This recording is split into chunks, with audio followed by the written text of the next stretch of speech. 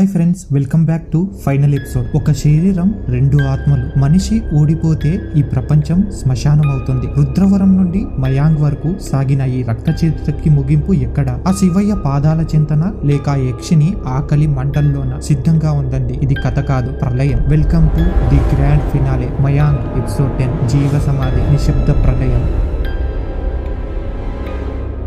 గత ఎపిసోడ్లో యక్షిని దాడితో కళ్ళు చెవులు కోల్పోయిన రుద్ర తన అంతర్నేత్రంతో ఒక భీకరమైన యుద్ధం చేశాడు. ఆ శక్తిని బంధించడానికి వేరే జార్ లేక రుద్ర తన శరీరాన్ని ఒక జాడిగా మార్చుకొని ఆ రాక్షసిని తనలోకి ఆవాహించుకున్నాడు. చివర్లో రుద్ర ఇచ్చిన ఆ వక్రపు నవ్వు గెలుపు సంకేతమా లేక తనని తాను బలి ఇచ్చుకున్నాడా? ఇప్పుడు రుద్రలో ఉన్నది ఎవరు? దైవమా, దెయ్యమా? ఆ యక్షిని ఈ ఊరు దాటించాడా లేక అంతం చేశాడా? ఇప్పుడు చూద్దాం. ఎపిసోడ్ ప్రారంభించే ముందు మీరు వెంటనే లైక్, షేర్, సబ్స్క్రైబ్ చేయండి. అలాగే మీ విలువైన అభిప్రాయాన్ని కామెంట్ రూపంలో రాయండి. ఇక కథ మొదలు పెడదాం. ఎవరైనా ఏ కథ విన్నరా? ప్రతి కథ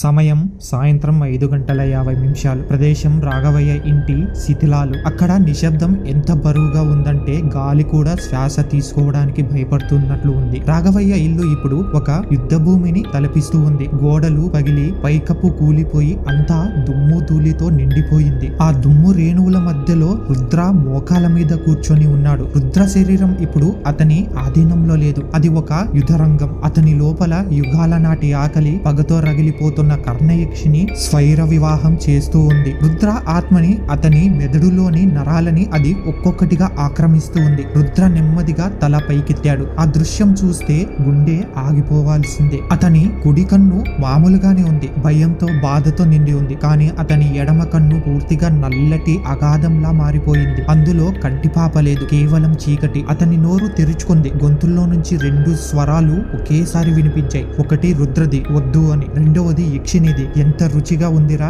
నీ భయం ఎంత కమ్మగా ఉంది అని. రుద్ర కుడి చెయ్యి వణికిపోతూ ఉంది. అది మెల్లగా వెళ్లి తన సొంత గొంతును నులుపుకోవడానికి ప్రయత్నిస్తూ ఉంది. చచ్చిపోయినా సరే దీన్ని ఆపాలి అన్నది రుద్ర ప్రయత్నం. కానీ ఎడమ చెయ్యి దాన్ని అడ్డుకుంటుంది. ఆ ఎడమ చేతి వేళ్ల గోళ్లు పొడవుగా సాగి నల్లగా మారిపోయాయి. చావనివ్వను రుద్ర, నిన్ను చావనివ్వను. నువ్వే నా వాహనం. ఈ ఊరు దాటి నన్ను తీసుకువెళ్లే రథం నువ్వే. యక్షిని గొంతు గర్జించింది. ఆ శబ్దానికి చుట్టూ ఉన్న గాజు పెంకులు పగిలిపోయాయి. రుద్ర శరీరం గాల్లోకి లేచింది. కాళ్ళు నేలని వదిలేశాయి. అతను ఇంటి బయటికి గాల్లో తేలుతూ వెళ్తూ ఉన్నాడు. యక్షిని అతన్ని ఊరు దాటించడానికి బలవంతంగా తీసుకెళ్తుంది. అప్పుడే శిథిలాల కుప్పలో నుంచి ఒక చెయ్యి బయటికి వచ్చింది. దుమ్ము దులుపుకుంటూ గురూజీ లేచాడు. అతని తల పగిలి రక్తం కారుతుంది. శరీరం నిండా గాయాలు. కానీ అతని కళ్ళల్లో ప్రాణం కంటే ఎక్కువగా ధర్మం పట్ల పట్టుదల ఉంది. అతని చేతిలో ఆ అష్టధాతు గంట ఇంకా మెరుస్తూనే ఉంది. రుద్ర, గురుజీ అరిచాడు. ఆ పిలుపు రుద్ర ఆత్మని తట్టి లేపింది. రుద్ర గాల్లోనే ఆగిపోయాడు. తన సర్వశక్తులు ఊడదీసుకుని లోపల ఉన్న యక్షినితో పోరాడాడు. లేదు, నేను వెళ్ళను. రుద్ర పళ్ళు కొరుకుతూ అరిచాడు. అతని చూపు ఇంటికి దూరంగా ఉన్న పాడుబడ్డ శివాలయం మీద పడింది. అక్కడ శిఖరం మీద ఉన్న త్రిశూలం అస్తమిస్తున్న సూర్యుడి ఎర్రటి కాంతితో మెరుస్తూ ఉంది. అదే అంతం, అదే ఆరంభం. రుద్ర తన శరీరాన్ని బలవంతంగా కిందకి దించాడు. యక్షిని అరుస్తుంది, అక్కడికి వద్దు, ఆ గుడికి నాకొద్దు. రుద్ర శరీరం విల్లులా వెనక్కి వంగిపోయింది. ఎముకలు టటక్మని విరుగుతున్న శబ్దం. కానీ రుద్ర ఆగలేదు. పాకుంటూ దొర్లుకుంటూ గుడి వైపు కదిలాడు. గురుజీ పరుగున వచ్చి రుద్రని పట్టుకున్నాడు. పద రుద్ర, శివుడి దగ్గరికి పద. ఆ గుడి 100 ఏళ్లుగా పూజలకు నొచ్చుకోలేదు. మెట్ల నిండా పిచ్చి మొక్కలు, ముళ్ళు, గాలిలో గబ్బిలాలు ఎగురుతూ ఉన్నాయి. రుద్రని గురుజీ మెట్ల మీద నుంచి ఈడ్చుకెళ్తూ ఉన్నాడు. యక్షిని ఇప్పుడు రుద్ర శరీరాన్ని పూర్తిగా గాయపరుస్తూ ఉంది. రుద్ర నోట్లో నుంచి రక్తం కక్కుతూ ఉన్నాడు. వదిలే ముసలోడా, నిన్ను చంపేస్తాను. యక్షిని గురుజీ గొంతు పట్టుకొని విసిరేయడానికి చూసింది. కానీ గురుజీ ఆ గంటను రుద్రతలను ఆనించి ఒకసారి మోగించాడు. ఆ శబ్దం తగలగానే యక్షిని షాక్ తిని వెనక్కి తగ్గింది. వాళ్ళు గుడి లోపలికి ప్రవేశించారు. గర్భగుడి లోపల చిమ్మ చీకటి. కేవలం బయట నుంచి వస్తున్న అలుముకున్న వెలుతురు మాత్రమే ఉంది. గది మధ్యలో ఒక పురాతనమైన నల్లరాతి శివలింగం. దాని మీద నాచు పట్టి ఉంది. కానీ ఆ శివలింగం నుంచి ఒక అద్భుతమైన శక్తి వెలువడుతూ ఉంది. ఆ గదిలోకి అడుగు పెట్టగానే రుద్ర శరీరంలో ఉన్న యక్షిని గిలగిలా కొట్టుకోవడం మొదలు పెట్టింది. అగ్ని గుండంలో పడినట్లుగా అది అరుస్తూ ఉంది. కాలిపోతుంది. నన్ను బయటికి పంపించు రుద్ర. గురుజీ రుద్రని శివలింగం ముందు కూర్చోబెట్టాడు. ఇదే సమయం రుద్ర, నీ శరీరం ఒక జైలు, కానీ ఇప్పుడు ఖైదీని విడుదల చేయాలి. ఆ నొప్పిని భరించు. నీ ప్రాణం పోయినా పర్లేదు, దాన్ని బయటికి కక్కు. గురుజీ గర్భగుడి ద్వారం దగ్గర నిల్చున్నాడు. తన రథంతో తడిసిన చేతులతో అష్టధాతు గంటను గట్టిగా పట్టుకున్నాడు. కళ్ళు మూసుకొని భైరవుడిని స్మరించుకొని గంటను బలంగా మోగించడం మొదలు పెట్టాడు. ఆ శబ్దం ఒక ప్రళయ ఘోష. సాధారణంగా గంట శబ్దం చెవులకు వినిపిస్తుంది, కానీ ఈ అష్టధాతు గంట శబ్దం ఎముకలని, పఠానికి, ఆత్మని వినిపిస్తుంది. ఆ గర్భగుడి గోడలు ఆ శబ్దాన్ని 100 రెట్లు పెంచి తిరిగి రుద్ర మీదకు పంపిస్తూ ఉన్నాయి. రుద్ర శరీరం గాల్లోకి లేచింది. అతని చేతులు, కాళ్ళు వింతగా వంకర్లు తిరిగిపోయాయి. అతని నోరు అమాంతం తెరుచుకుంది. దవడలు విరిగిపోయేంతగా సాగాయి. కళ్ళు గుడ్లు తేలేశాడు. రుద్ర గొంతు లోపలి నుంచి ఒక వికృతమైన శబ్దం, ఏదో పచ్చి మాంసాన్ని లోపలి నుంచి చీల్చుకుంటూ వస్తున్న శబ్దం. రుద్ర నోట్లో నుంచి ఒక దట్టమైన నల్లటి పొగ బయటికి రావడం మొదలైంది. అది పొగ మాత్రమే కాదు, అందులో నల్లటి ద్రవం కూడా ఉంది. రుద్ర దాన్ని వాంతి చేసుకుంటూ ఉన్నాడు. ఆ నల్లటి పదార్థం నేల మీద పడి పాముల మెలకలు తిరుగుతూ ఉంది. అది మెల్లగా గాలిలో ఒక ఆకారాన్ని సంతరించుకుంటుంది. సగం కాలిన ముఖం, పొడవాటి జుట్టు, ఎర్రటి నిప్పు కనకం లాంటి కళ్ళు. అది కర్ణాటకి నిజస్వరూపం. అది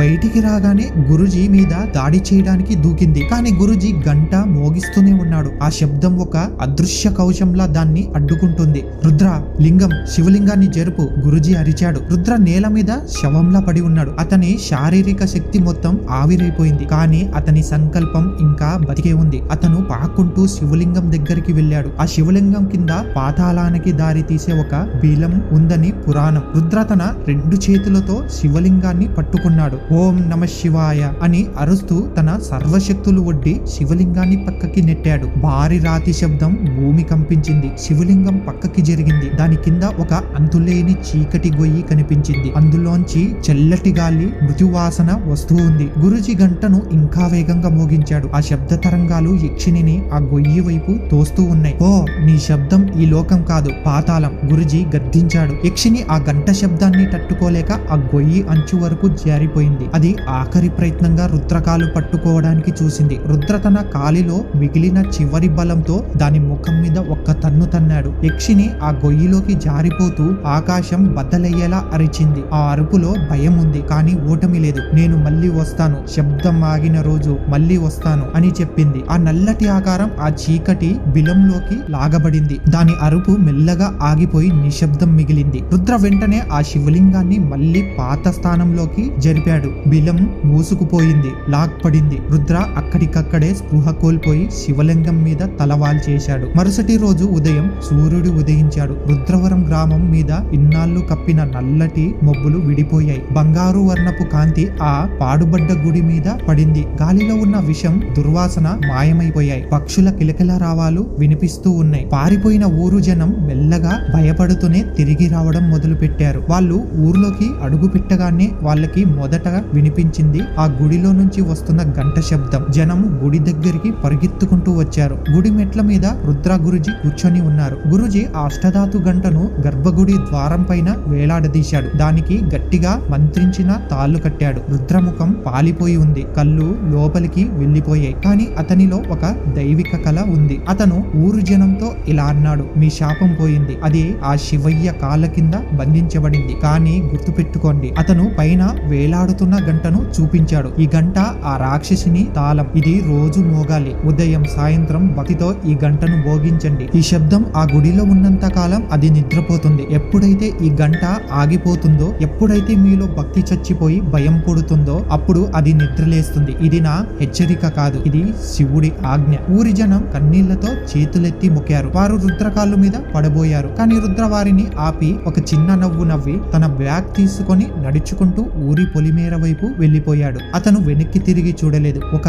యోగిలా, ఒక రక్షకుడిలా అతను ఆ శూన్యంలోకి కలిసిపోయాడు. ఇప్పుడు 20 సంవత్సరాల తర్వాత రామాపురం ప్రస్తుతం ఊరు ఇప్పుడు పూర్తిగా మారిపోయింది. పెద్ద పెద్ద బిల్డింగ్స్, షాపింగ్స్ కాంప్లెక్స్లు ఉన్నాయి. ఆ పాత శివాలయం చుట్టూ ఇప్పుడు అపార్ట్మెంట్స్ ఉన్నాయి. గుడి బాగా డెవలప్ అయ్యింది, కానీ అందులో భక్తి కంటే బిజినెస్ ఎక్కువైంది. ఒక రోజు భారీ తుఫాను వచ్చింది. కరెంటు లేదు. గుడి పూజారి ఆ రోజు రాలేదు. సాయంత్రం 6 గంటల సమయం. గంట మోగాల్సిన సమయం, కానీ ఎవరూ లేరు. అందరూ ఇళ్లలో ఫోన్లలో బిజీగా ఉన్నారు. ఆ గంట మీద ఒక సాలేడు గూడు కట్టింది. అది కదలకుండా స్థిరంగా ఉంది. గంట మీద తుప్పు పట్టింది. నిశ్శబ్దం, భయంకరమైన నిశ్శబ్దం. గర్భగుడి లోపల దీపం కొండెక్కింది. చీకట్లో ఆ శివలింగం కింద నుంచి ఒక చిన్న కంపన మొదలైంది. లింగం మీద ఉన్న కుంకుమ రాలిపోతుంది.